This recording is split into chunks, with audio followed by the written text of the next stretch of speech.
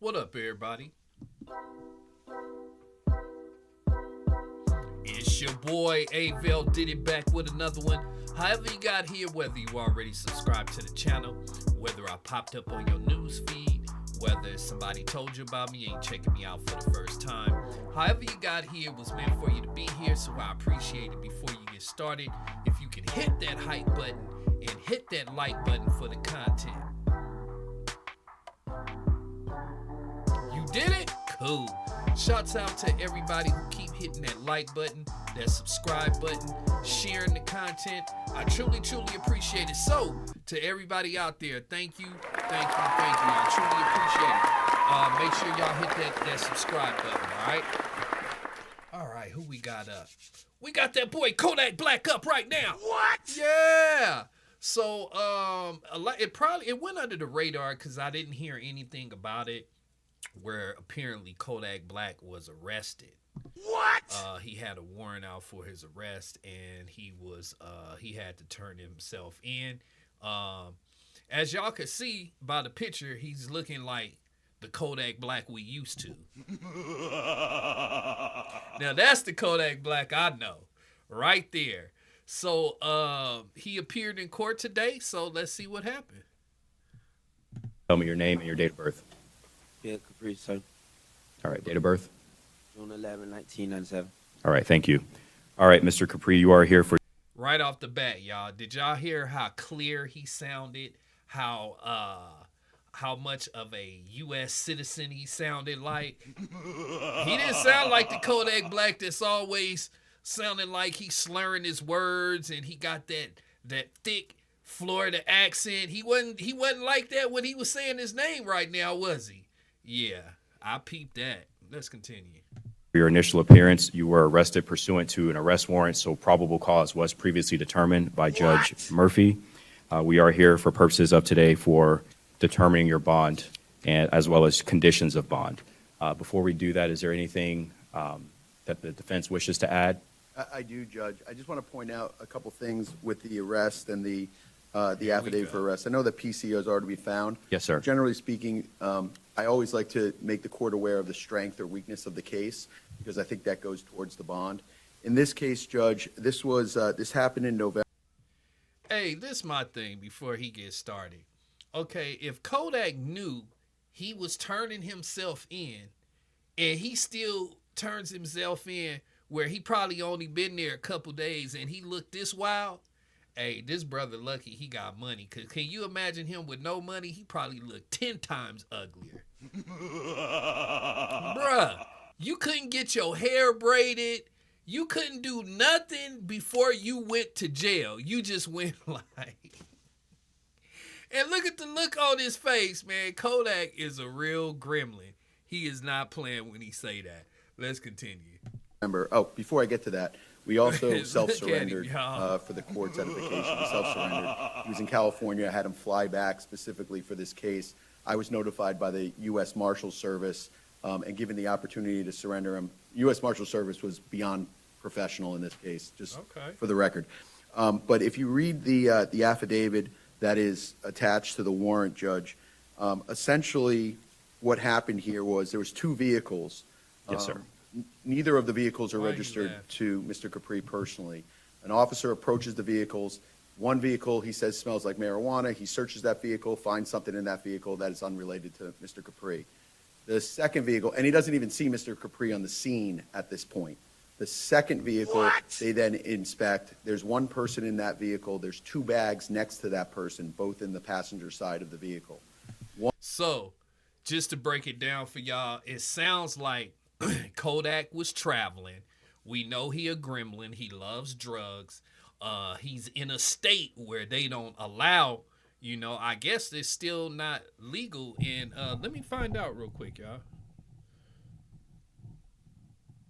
Is marijuana legal in Florida?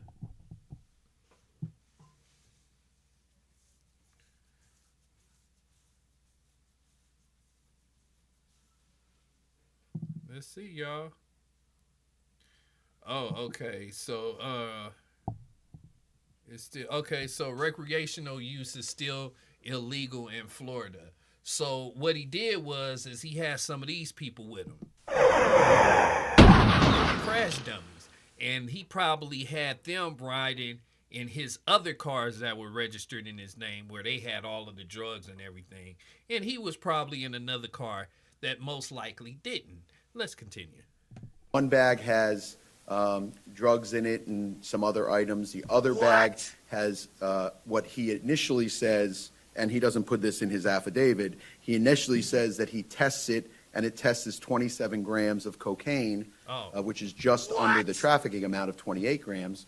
When he then sends it in, allegedly, it becomes MDMA. So I also have his original report that says when he originally tested it, it tested as cocaine. So if y'all don't know what MDMA is, that is basically a pure form of ecstasy for the listeners out there that didn't catch what he said or know exactly what it is that they alleged it was cocaine, and they found out that it was the pure ecstasy powder. Let's continue. Inside that bag, there's some items that he says belong to Mr. Capri, an identification and some paperwork. He then sends things off to get printed. None of the things in that bag come back to Mr. Capri as his fingerprints. I think there were several latent prints taken off. None of them match Mr. Capri.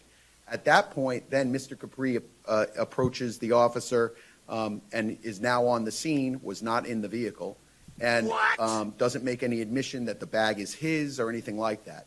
The officer then goes one step further and goes on Mr. Capri's Instagram, and on one picture in his Instagram, there's a picture of him standing next to a bag that looks like the bag that was in the car. Now, I know PC was already found, so I'm not going to argue PC, but it's really screaming at me, but I won't argue it. But I mean, the case law on this is so very clear, and I use two very, very, I think, esteemed cases. One of them is Edmond v. State, and the other one is McCrae v. State. And I'll just give you a very brief on it. Right. So let me ask you this before we get into the cases. Yes. One, has a copy been given to the state? I'll give her a copy. I'm sorry. Because certainly last thing we want to do is have a hearing by ambush. No. And I know my heart. So I use these in a lot of the construction cases, construction possession cases.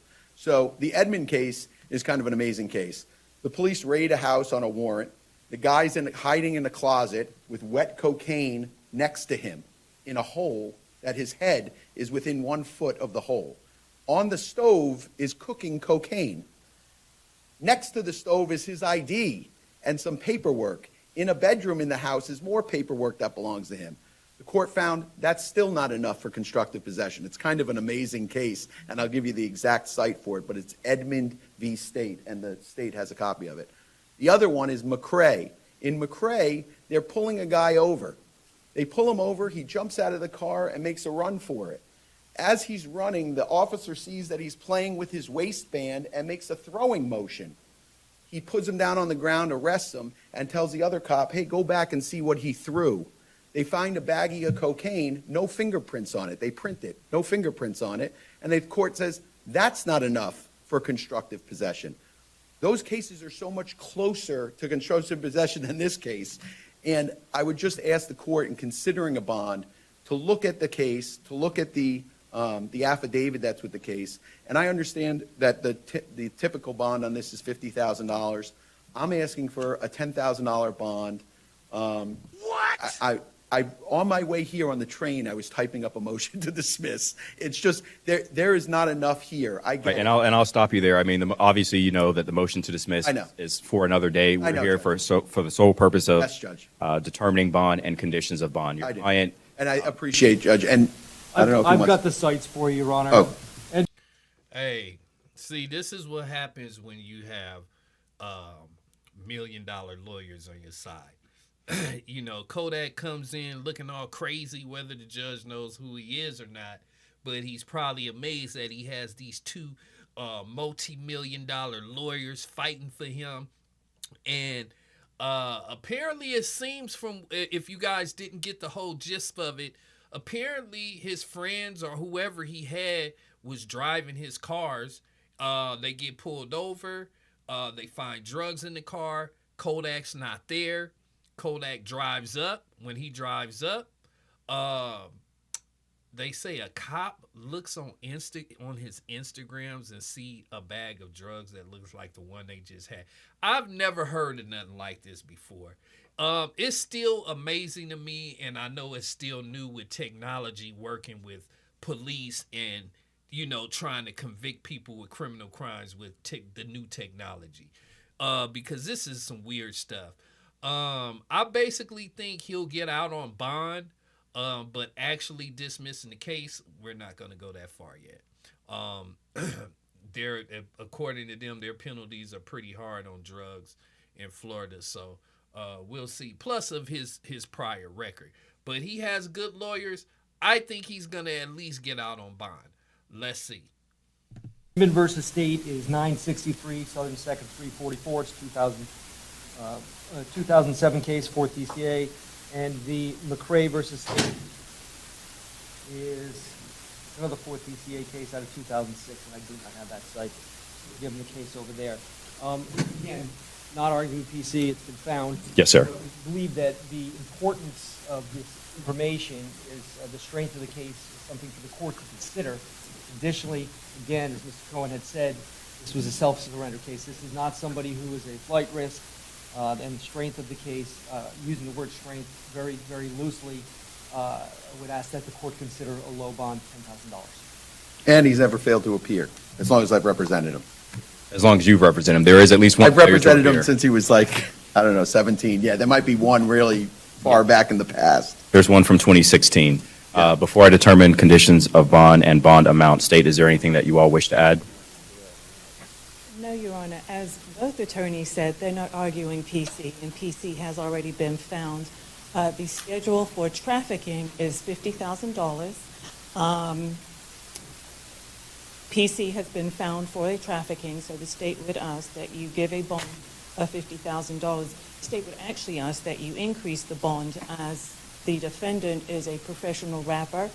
As the counsel has indicated, he flew in from California. He is also, when you do a search, listed as a Haitian American.